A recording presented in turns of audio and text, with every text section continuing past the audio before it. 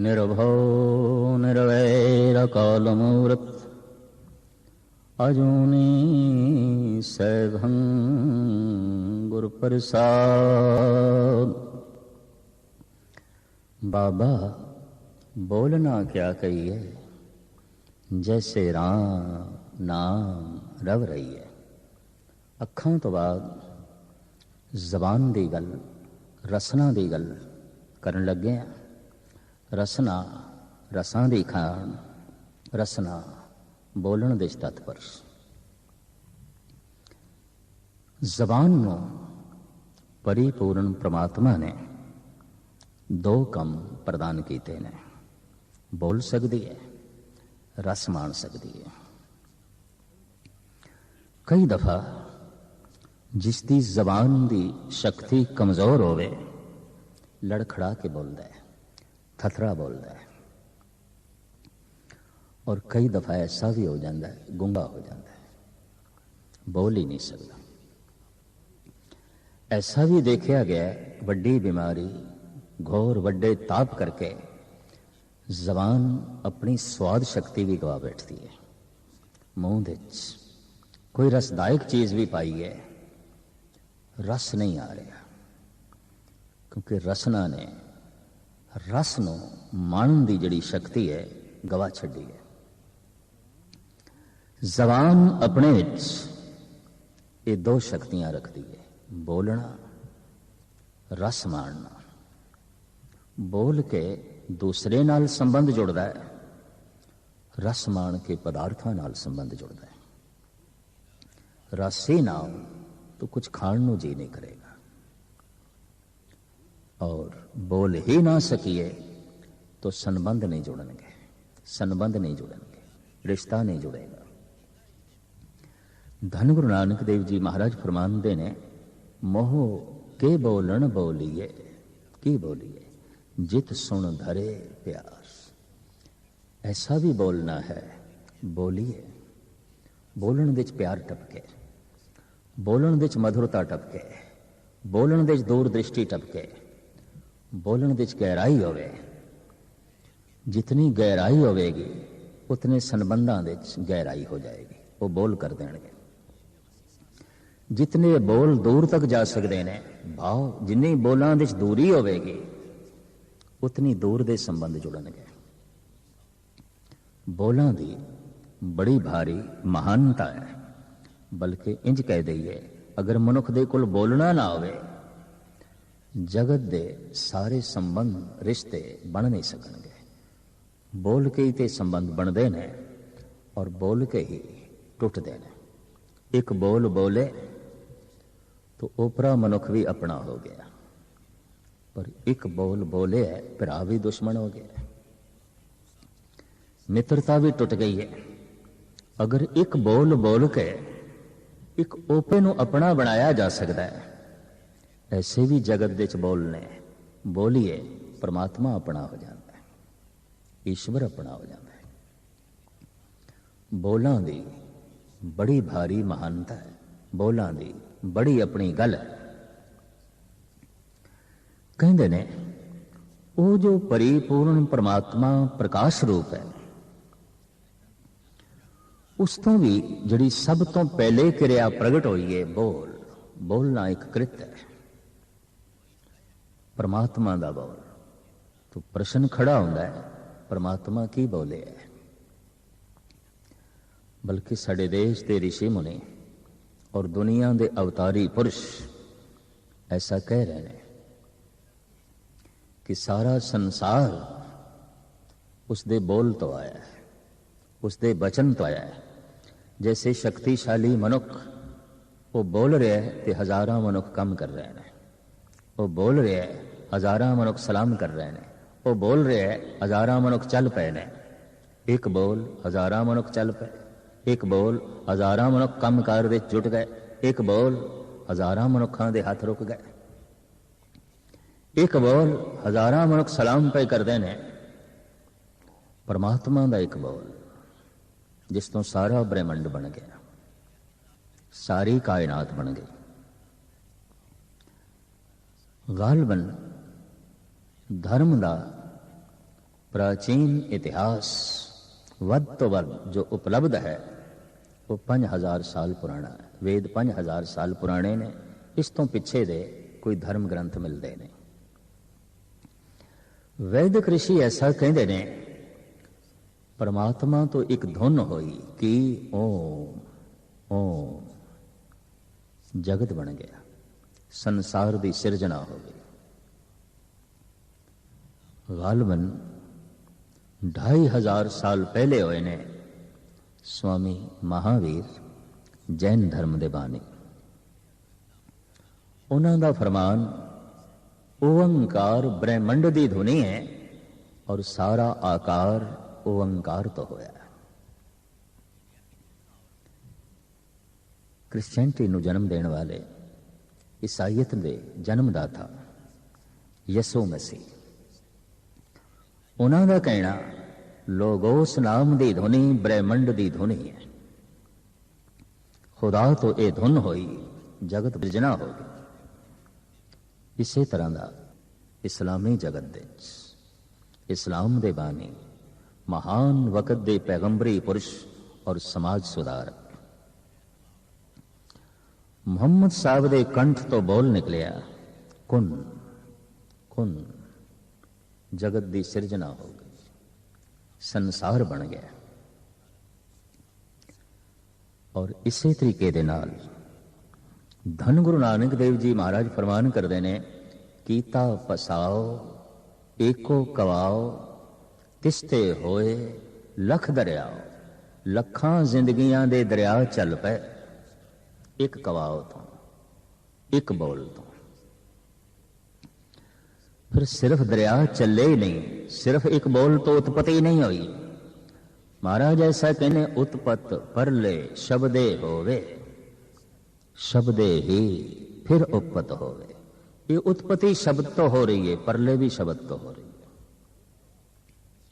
ये पसारा शब्द तो हो रहा है, पर नाश भी शब्द तो हो रहा है। जगत विच आखिर ये दो ही क्रिया ते बड़ियां महान चल रही ने, बनना मिटना, बनना मिटना, जमना मरना। हर आकार जन्म लेंदा है, हर आकार मिट जाता है। दृश्य अदृश्य सूक्ष्म अस्थूल जड़ चेतन जन्म लेंदे ने, मरण हो जाता है, उत्पत होंदे ने, खत्म हो जाते ने, आउंदे ने, जाउंदे ने। ये आवना जावना महाराज कह रहे ने इको ही द्वार तो हो रहा है। जैसे किसी मकान का मुखी द्वार है और उस तो मैं बाहर होया तो मैं प्रश्न करा, मेरा ऐसा सवाल, इस मकान के अंदर किस तरह प्रवेश करा, तो सियाणा मनुख मैनू यही आख सकता है, जिस तरह जिस द्वार दे राही तू बाहर आया है, इसे राही अंदर चला जा। जैसे किसी महल का मुख द्वार एक है और आवना जावना उसे एक द्वार तो हो रहा है। शब्द तो ही उत्पत्ति हो रही है, शब्द तो ही परले हो रही है। शब्द ही ऐसा द्वार है, संसार का आवना जावना हो रहा है। उत्पत परले शब्दे होवे, शब्दे ही फिर उपत होवे, शब्द द्वार है। सिख धर्म दे शब्द गुरु मान लिया गया। द्वार जो होया, द्वार है घर दे प्रवेश का एक जरिया। दीवार ही दीवार होवे, द्वार होवे ही ना, तो ग्रह दे प्रवेश किस तरह करांगे। जिस दा द्वार ही नहीं, उते कब्र होवेगी, घर नहीं होवेगा। उते मड़ी होवेगी, घर नहीं होवेगा। द्वार करके वो घर कहलाता है, क्योंकि उहदे च आमना जावना है।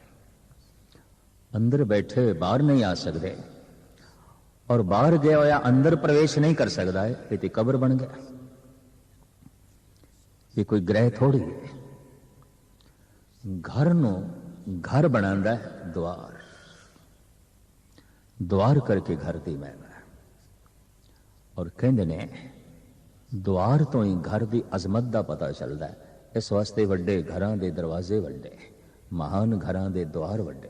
प्राचीन काल तो राजे महाराजे नवाब बादशाह आलम फाजल धनाड़ अपने दरवाजियां नूं मुख द्वार नूं इतना शिंगारदे सन, इतना सजांदे सन, लोकी घर का अंदाजा द्वार तो लांदे सन। दर तो घर का पता चलता सी, दरवाजे तो घर का पता चलता सी। अज भी असी अपने देश दे राजस्थान दीयां हवेलियां देख सकते हैं, महल देख सकते हैं, इतने सुंदर दरवाजे, इतने महान दरवाजे। ये दर घर की शोभा पर प्रगट करते हैं। ये दरवाजे दसदे पे ने घर कितना महान होवेगा। जिसका दर इतना महान है उसका घर कितना महान होगा। जिसका दर इतना खूबसूरत है उसका घर कितना खूबसूरत होगा। जिसका दर इतना वड्डा है उसका घर कितना वड्डा होगा। आम कहावत है, हाथियां वाना नाल दोस्ती पानी ते दरवाजे छोटे रखने। नहीं, वड्डे आकार, वड्डियां वस्तुआं वड्डे दरवाजियां दे राहीं आ सकदियां ने, जा सकदियां ने। सिख जगत दे गुरु नूं द्वार आखिया जाता है। दरवाजा, गुरुद्वारा, गुरुद्वार है, दरवाजा है। अगर गुरुद्वार है तो परमात्मा घर है। परमात्मा घर है बहुत वड्डा, गुरुद्वार है बहुत वड्डा, बहुत वड्डा।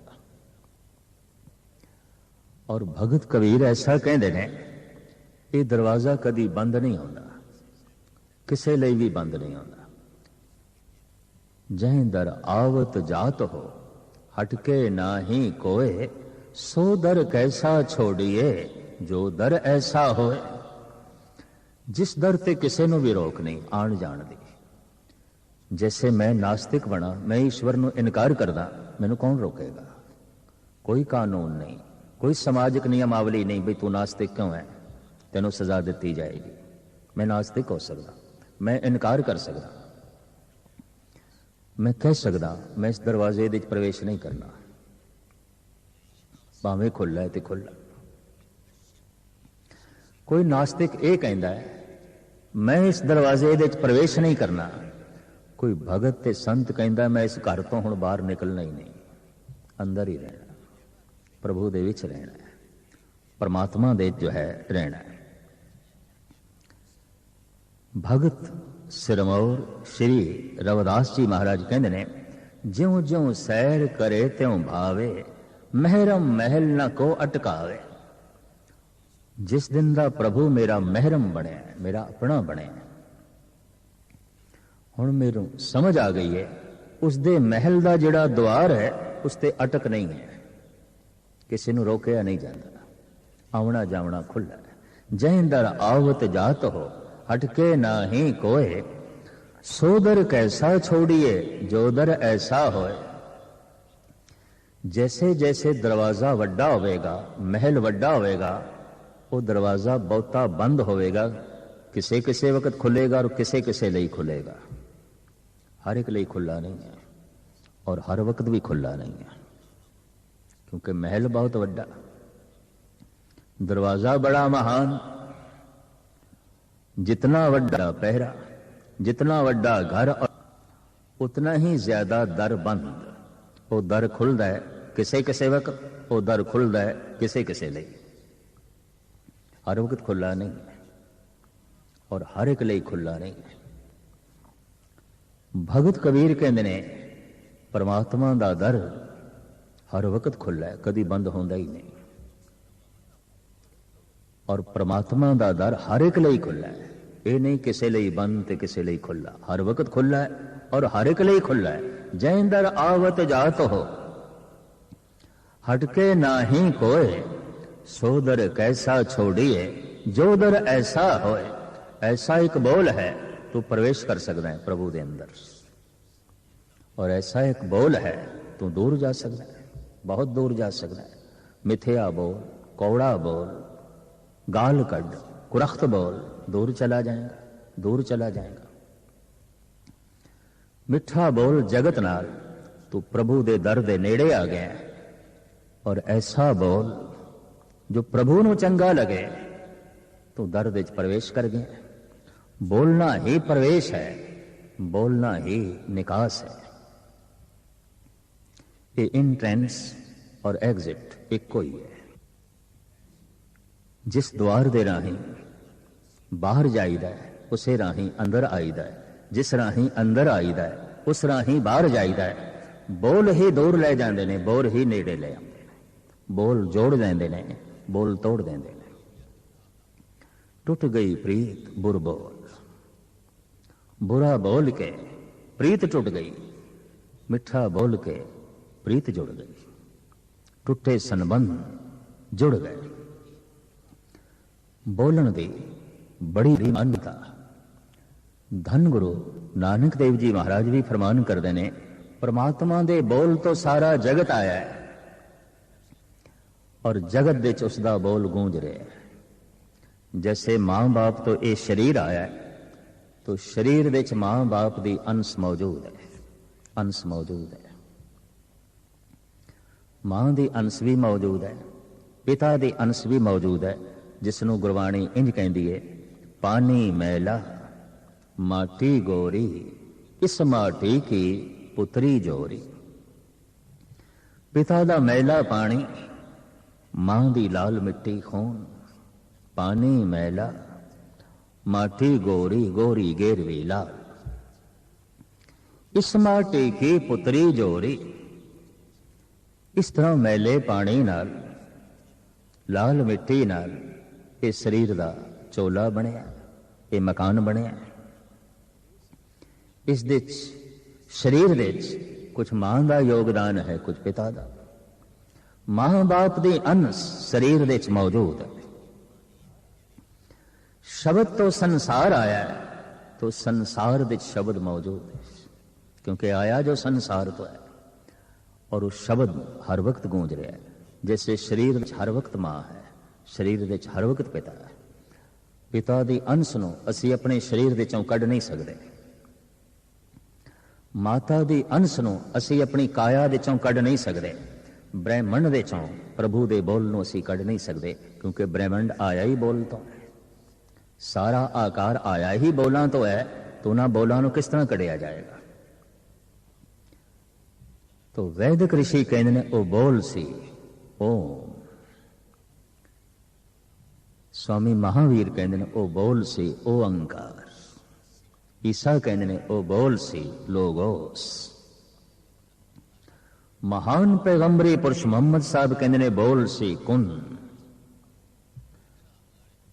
धन गुरु नानक देव जी महाराज कहते ने बोल सी ओंकार। ये सारे अवतारी पुरुषां ने वख-वख शब्द की गल क्यों की है, वख-वख आवाज की गल क्यों की है। इस दे तो मैं एक उदाहरण देना हूं। बारिश हो रही है मूसलाधार, वेड़े दे बाहर थाल पिया, थाली पई है, लोटा पिया, बाल्टी पई है, गिलास पिया। सारियां दे बरखा का पानी प्रवेश कर रहा है। थाल दे बाल्टी दे गिलास दे लोटे दे। गिलास भी भर गया, लोटा भी भर गया, थाल भी भर गया, बाल्टी भी भर गई, घड़ा भी भर गया। बरसात दे पानी ने बाल्टी दे कुछ होर आकार बनाया है, घड़े दे कुछ होर आकार बनाया है, गिलास दे उसने कुछ होर आकार बनाया है, थाली दे कुछ होर बनाया। भांडियां करके पानी का आकार अलग अलग हो गया। पानी तो वही है, जो घड़े दे पानी है वही बाल्टी दे है, जो बाल्टी दे है वही गिलास दे है, और जो गिलास दे है वही लोटे दे है। बर्तनों का आकार अलग अलग होने करके पानी का आकार अलग अलग बन गया। हिरदा हर एक दा अलग अलग है, अकल सब दी अलग अलग है, समझ सब दी अलग अलग है, संस्कार सारियां दे अलग अलग ने, ते करीबन करीबन मादरी जुबान भाषा भी सब दी अलग अलग है। जैसे कि मोहम्मद साहब बोले अरबी दे, ईसा बोले हिब्रू दे, वैदिक ऋषि बोले संस्कृत दे, और महावीर बोले पाली दे च, गुरु नानक बोले प्राकृत दे च। भाषा भी अलग अलग है, हिरदे की बनतर भी अलग अलग है, हर एक की जुबान भी अलग अलग है। भांडियां दे आकार अलग अलग होने करके किधरे ओम बन गया, किधरे ओंकार बन गया, किधरे लोगोस बन गया, किधरे कुन बन गया, किधरे राम बन गया, किधरे होर अनेकों तरह के नाम बन गए। धन गुरु नानक देव जी महाराज भी कहते ने वो मूल शब्द है ओंकार। इस वास्ते गुरु नानक की रचना तो जो पहला शब्द निकले है ओंकार। गुरु ग्रंथ साहब जी महाराज का जो पहला शब्द है एक ओंकार, वही एक धुन जो परमात्मा तो प्रगट हुई और उसे धुन तो सारा जगत बने। इसनों धन गुरु गोबिंद सिंह जी महाराज फरमान करते हैं ओंकार आद कथनी अनाद। अनादि कथनी केड़ी है? पहले तो भी पहला बोल केड़ा है? ओंकार। इसे तो ही जगत होया, इसे तो ही संसार होया। धन गुरु गोबिंद सिंह जी महाराज ओंकार आद कथनी अनाद कहते हैं ओंकार आद मिटे ताए न माना। जिन्हों लिख दिता जाता है मिटा दिता जाता है ओंकार ये नहीं, ओंकार ब्रह्मंड की ध्वनि है, उसे तो सारा जगत होया। कबीर दे हृदय ने जो पकड़े है ओंकार, गुरु नानक दे हृदय ने जो पकड़े है ओंकार, धन गुरु गोबिंद सिंह जी महाराज दे हृदय ने जो पकड़े है ओंकार, स्वामी महावीर दे हृदय ने जो पकड़े है ओंकार। और गुरु गोबिंद सिंह जी महाराज ते ऐलानिया कहते ने ओंकार आद कथने अनाद खल खंड ख्याल गुरभर आकार।